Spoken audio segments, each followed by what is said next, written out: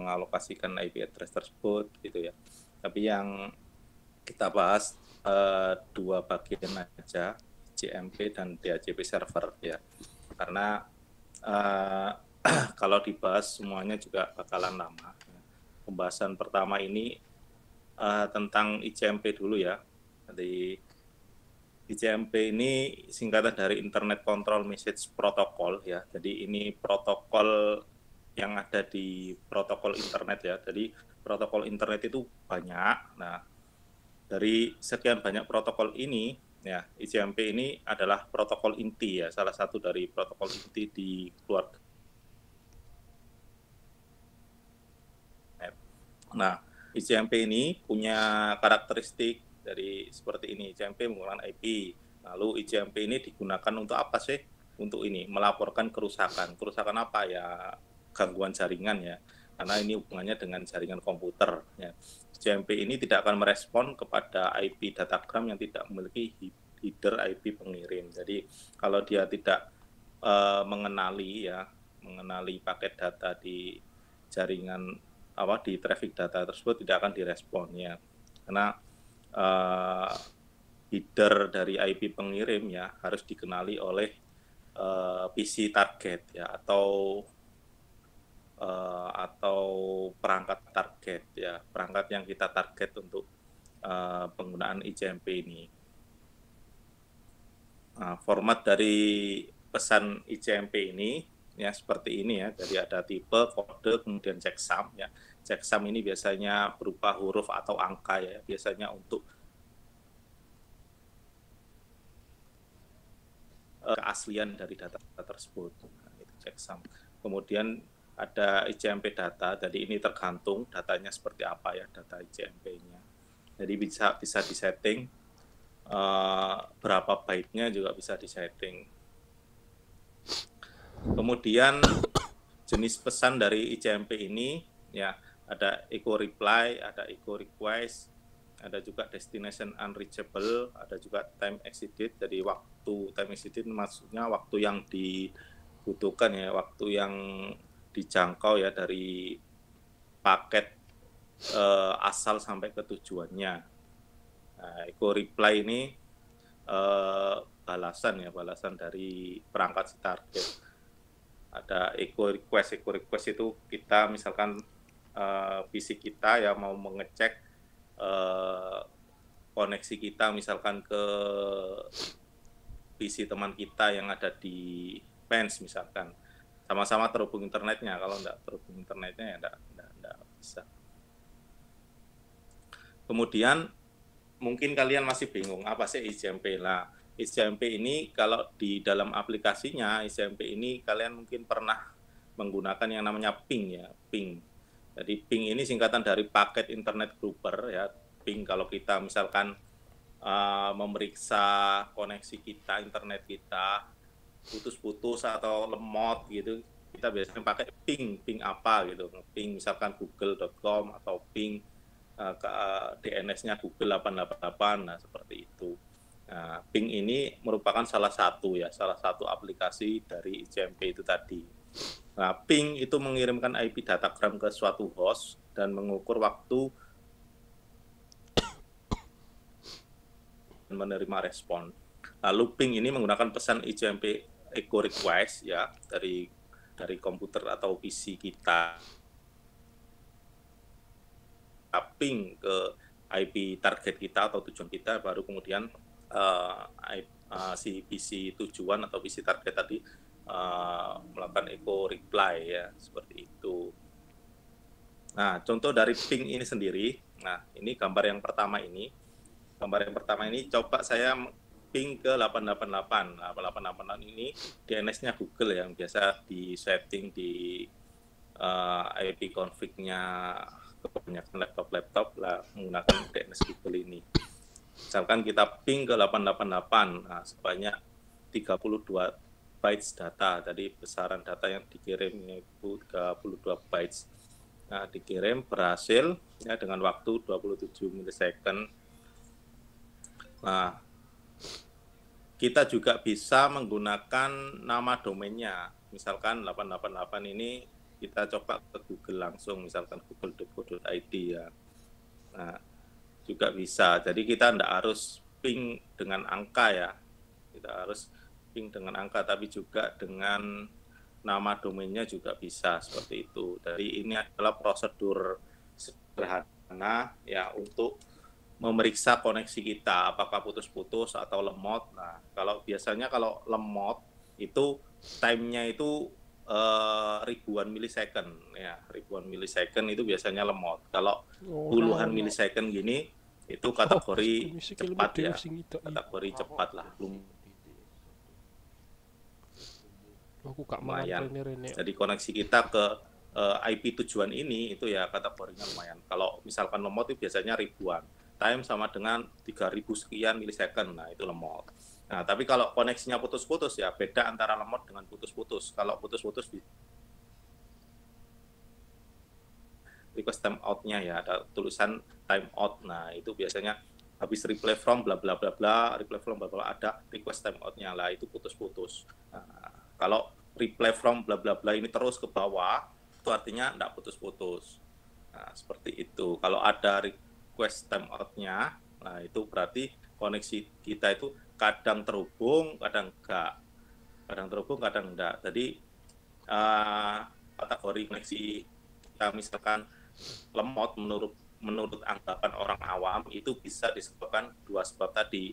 Memang koneksinya lemot. Lemot itu dalam arti tersampainya paket data dari perangkat asal ke perangkat tujuan itu tersampainya lama. Jadi time-nya itu sama dengannya itu bisa ribuan milisecond seperti itu.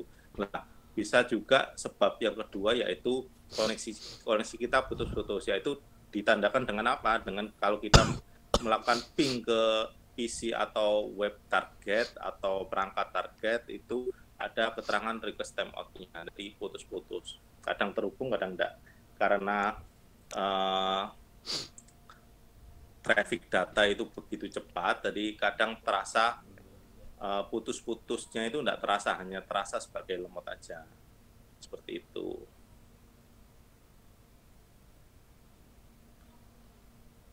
Kemudian aplikasi ICMP yang kedua yaitu tentang traceroute. Jadi aplikasi traceroute ini untuk melacak jalur mana saja yang dilalui untuk menuju suatu host tujuan. Jadi kita misalkan ya pengen tahu jalur kita menuju ke pens.ac.id ya, kita bisa gunakan traceroute pens.ac.id seperti itu. Jadi perangkat kita misalkan kita dari rumah ya terus terhubung ke modem Telkom yang misalkan modemnya Telkom IndiHome ya, terus kemudian kita ingin mengakses pens.ac.id gitu. Kita ingin tahu traceroute apa rutenya itu kemana saja, kita bisa gunakan aplikasi ICMP yaitu traceroute. Nah, kalau kita tulis perintahnya di CMD ya, kalau kita ketik laptop kita CMD, kita enter lah, kita tulis gini tracer ya.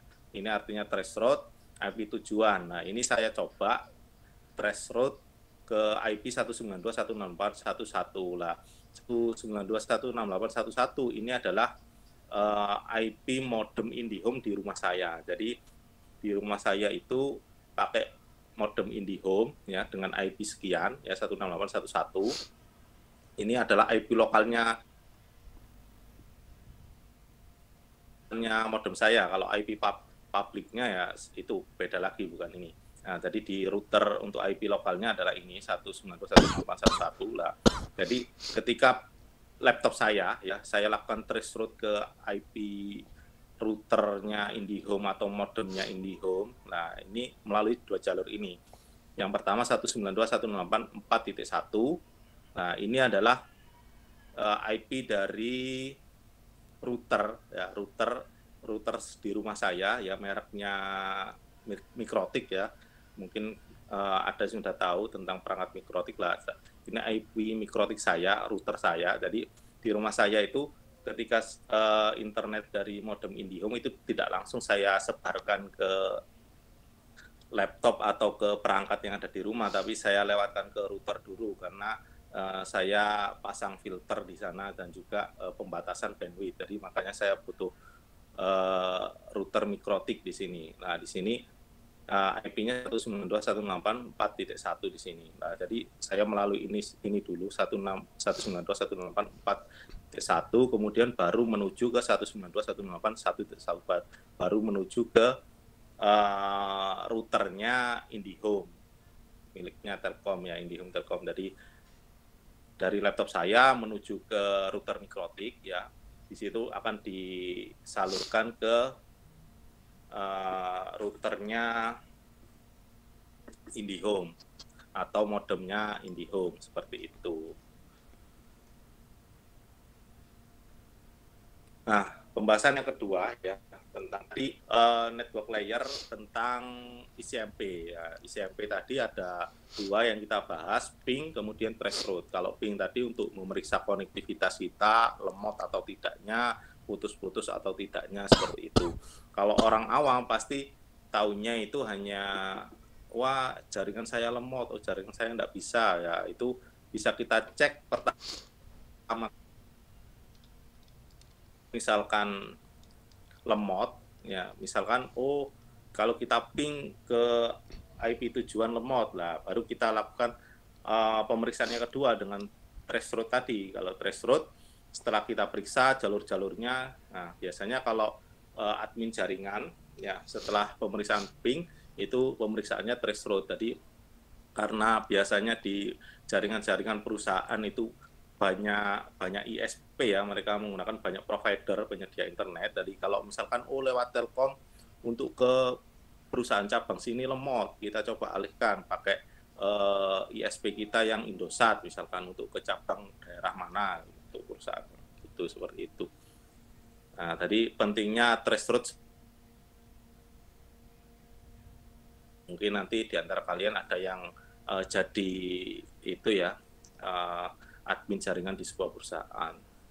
Oke, sekarang kita bahas ke DHCP. DHCP ini hubungannya erat dengan IP address. Ya.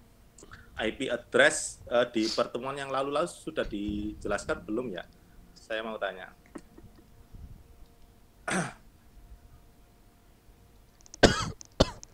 Halo?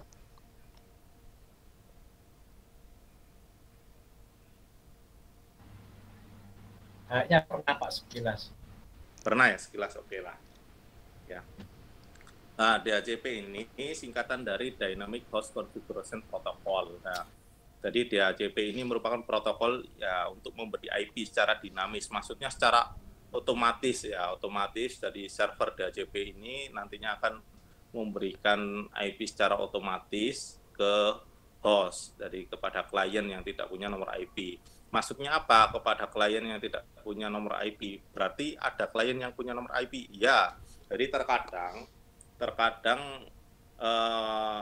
PC atau laptop atau suatu perangkat itu sudah disetting secara manual IP address-nya. Jadi IP address itu kan bisa disetting secara manual atau otomatis. Kalau otomatis berarti dia harus mengandalkan dari DHCP server. Kalau manual ya berarti diisi sendiri, kita tulis angka-angkanya.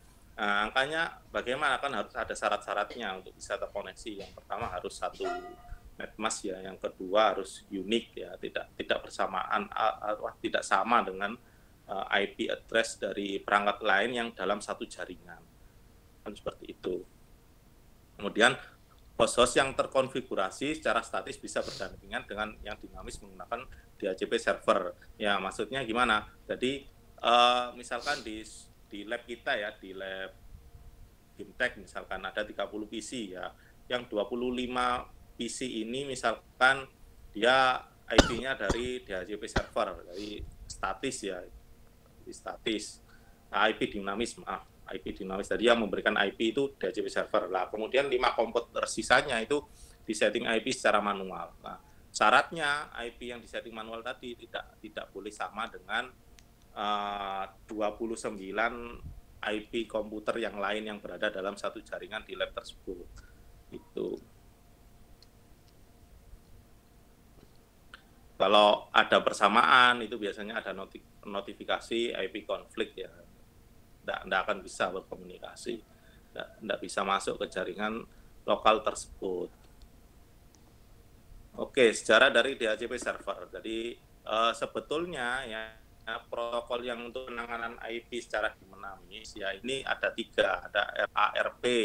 Ya ini digunakan sampai dengan 1985. Jadi sudah lama ya tidak digunakan. Ya, RARP ini singkatan dari Reverse Address Resolution Protocol. Jadi sudah lama tidak digunakan. 1985 lah ya. Waktu itu ya komputer masih DOS ya, masih layar hitam-hitam. Belum seperti sekarang.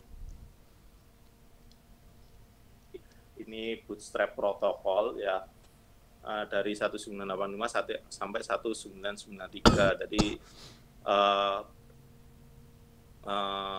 sudah lama juga ya nggak digunakan ya. Ini berarti berakhir di Windows XP aja belum ini kalau 93 ya, Windows XP belum. Ini masih mungkin Windows yang tampilannya masih kotak-kotak. Kemudian yang terakhir ini DHCP ya, ini digunakan sejak 1993 ya, menggantikan BOTP ini sampai sekarang digunakan sampai sekarang, berarti sudah cukup lama digunakan sejak 1993. Singkatannya tadi Dynamic Host Configuration Protocol. Nah, jadi hanya DHCP ya yang sekarang dipakai secara luas ya dan sampai saat ini masih digunakan. Yang RARP dan BOTP itu sudah tidak digunakan. Nah, sekarang kita coba bahas aliran kerja ya, cara kerja dari protokol DHCP ini. Jadi ada DHCP server ya, itu memberikan servis ya, memberikan servis kepada klien-kliennya ya. Nah, jadi DHCP server ini menerima DHCP discover ya dari klien ya, kemudian DHCP server ini menawarkan IP address ya. Kenapa harus ditawarkan tadi?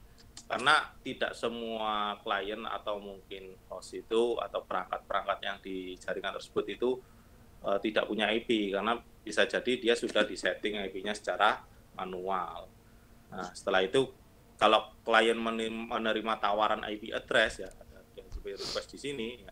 Jadi klien menerima tawaran IP address dari DHCP server, maka DHCP server akan menyetujui request IP tersebut. Nah, baru setelah itu DHCP server memberikan IP address yang unik, yang berbeda dengan IP address yang ada di list atau daftar DHCP server yang sudah tersimpan di DHCP server. Jadi DHCP server ini pasti menyimpan konfigurasi IP address semua klien yang ia kasih, jadi sudah tersimpan. Jadi tidak mungkin DHCP server ini memberikan IP yang sama ya kepada para kliennya atau host-host atau komputer yang ada di jaringan tersebut, karena sudah disimpan ya dalam database di DHCP servernya. Kemudian ya selesai seperti itu, sederhana.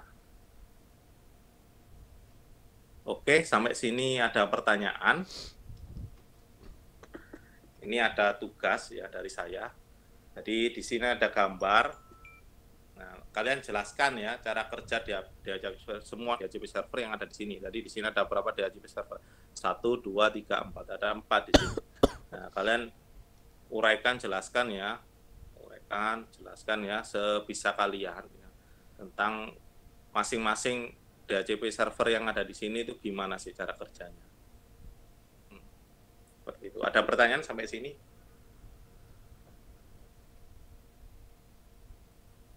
Silakan kalau ada pertanyaan.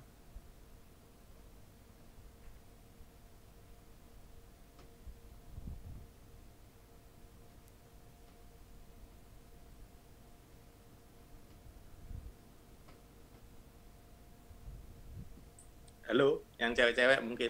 Permisi Pak. Iya. Ya, saya Endah, izin bertanya Pak. Ini terkait menguraikannya itu terserah kita ya Pak, bagaimana? Maksudnya iya, kayak terserah. Oh ya, berarti nggak ada format tertentu gitu ya Pak? Nggak ada.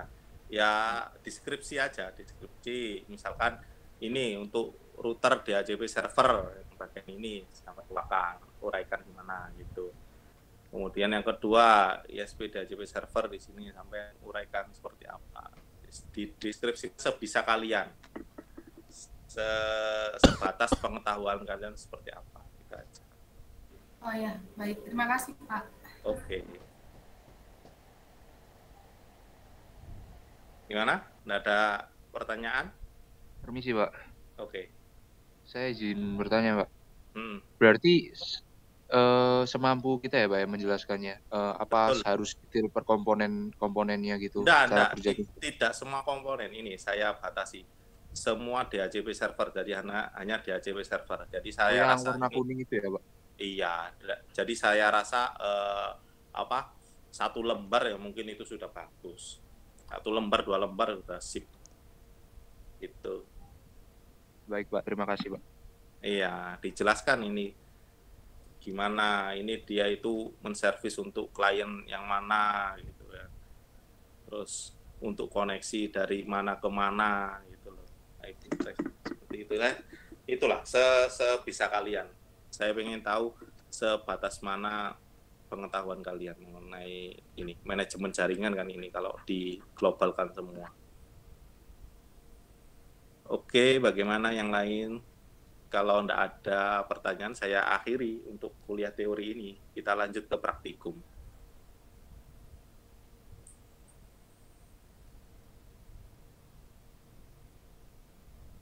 Halo?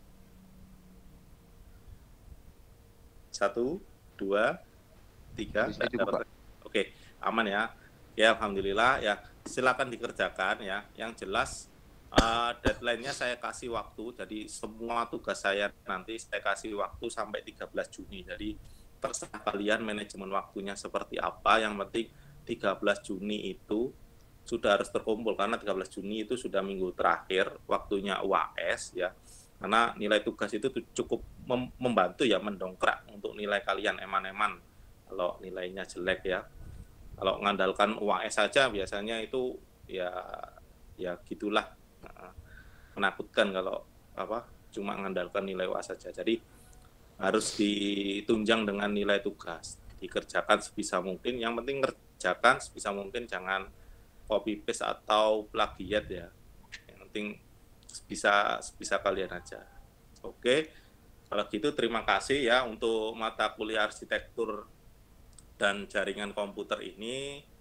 Ya, kuliah teorinya saya ucapkan terima kasih atas atensinya. Saya akhiri ya. Assalamualaikum warahmatullahi wabarakatuh. Kita lanjut ke praktikumnya.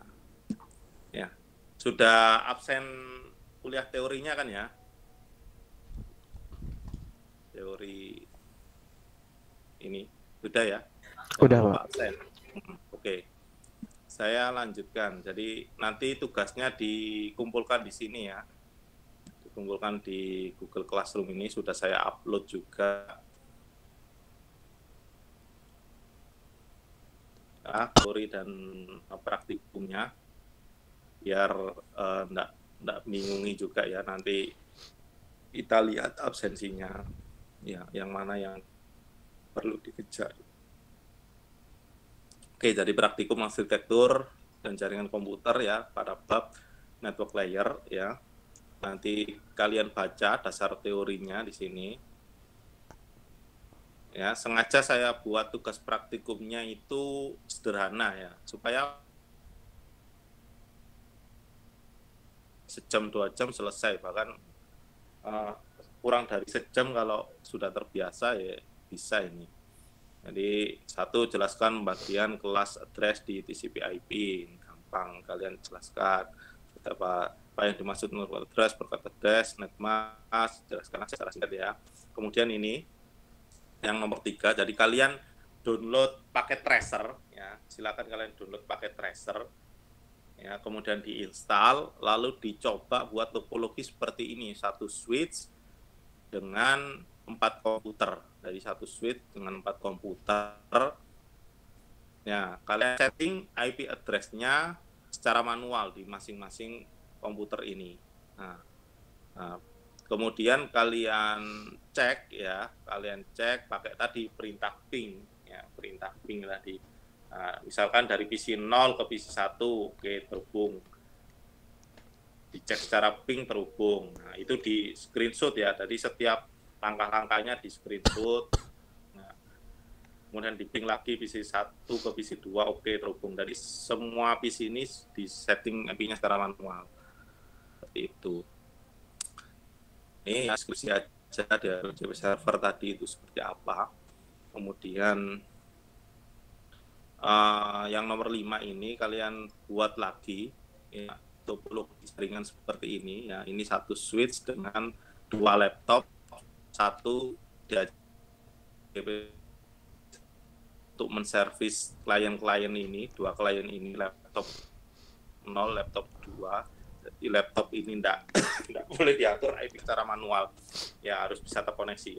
Ini harus bisa ngeping ke sini. Tujuannya seperti itu. Oke, kemudian ini penjelasan aja dari IP public, IP private itu apa, kemudian IP statis, IP dinamis itu apa, kemudian perbedaannya apa. Kemudian ini praktikum yang nomor 9. Jadi ini kalian enggak pakai tracer, tapi kalian pakai PC kalian sendiri, PC atau laptop ya. Jadi kalian buka CMD, kemudian ping pens.ac.id, hasilnya seperti apa ya. Nah, itu dijelaskan setelah ini ketika trace route ke pens.ac.id, sama ini ping juga ya ke ux.ac.id. Ini webnya Oxford ya di Inggris ya. Kemudian trace route juga pasti beda kan ketika kita ngeping ke pens sama ke webnya Oxford ya. Nah, secara logika ya pasti waktu yang dibutuhkan ya pasti lebih lama yang ke Oxford ya, karena dia di luar negeri ya, seperti itu. Judul praktikum ya, nanti laporan resminya harus ada judul praktikum, nama, NRP, kelas ya, kemudian berikan semua hasil tugas praktikum yang di atas tadi ketika sampean percobaan tadi, sampean deskripsikan yang pertanyaan tadi ya. Kemudian di akhir berikan analisa dan kesimpulan. Ya, seperti itu. Sampai sini gimana? Ada pertanyaan untuk praktikumnya?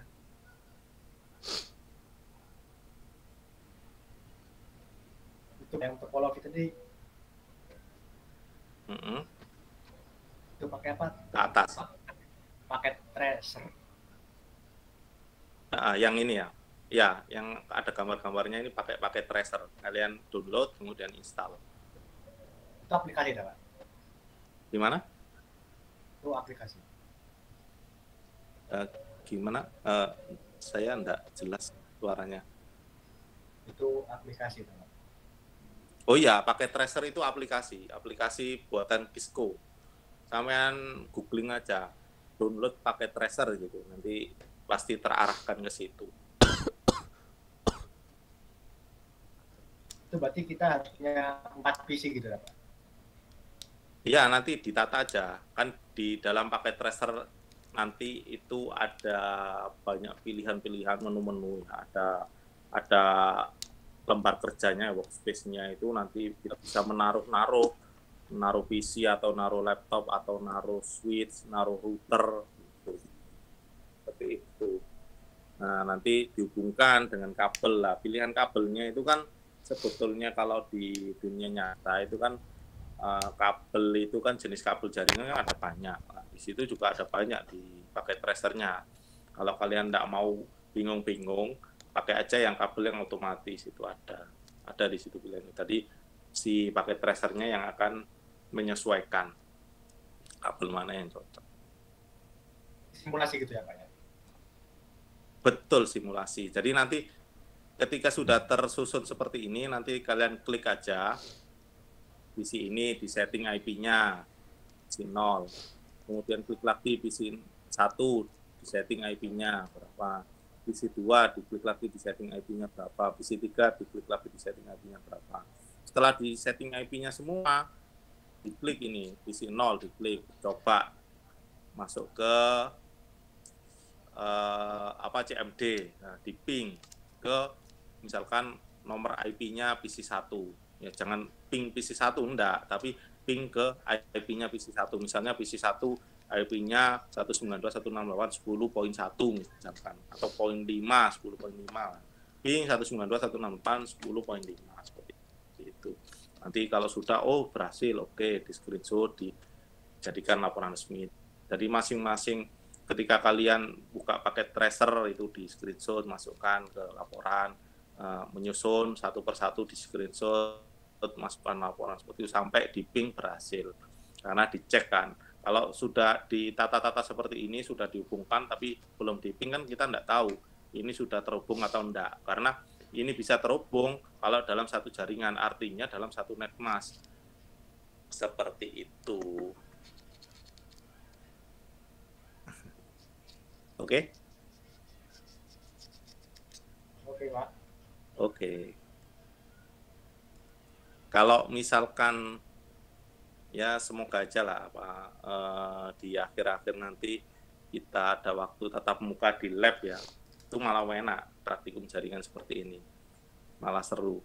Nah karena kita itu benar-benar diburu waktu ya, diburu waktu. Jadi yang tercepat adalah simulasi di paket tracer kalau praktikumnya seperti ini.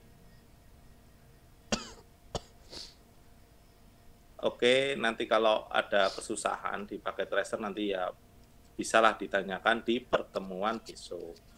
Oke? Ini jadi praktikum yang ini, terus kemudian tugas teori yang tadi itu semua deadline-nya akan saya taruh di 13 Juni.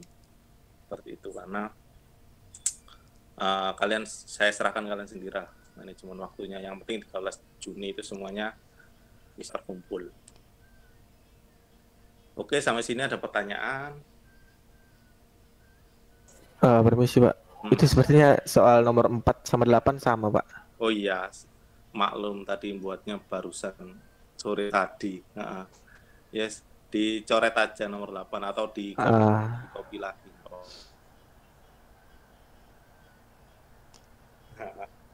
Betul. Ya, terima kasih sudah diingat. Ya, namanya juga manusia, ada lupanya.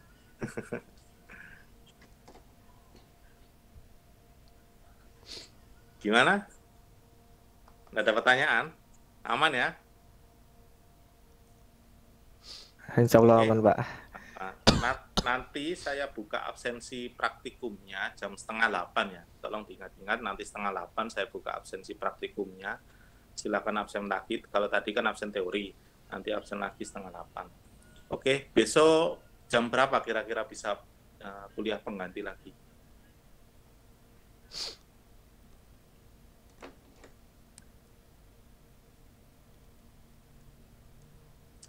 Halo? Besok gimana? Kira-kira jam berapa? Bisa bertemu secara daring seperti ini lagi. Jam 6 lagi? Iya Pak, jam 6 Pak. Oke. Ya wes. Kalau gitu saya akhiri ya. Tetap semangat ya. Saya akhiri. Terima kasih banyak atas atensinya. Saya mohon maaf bila ada salah kata.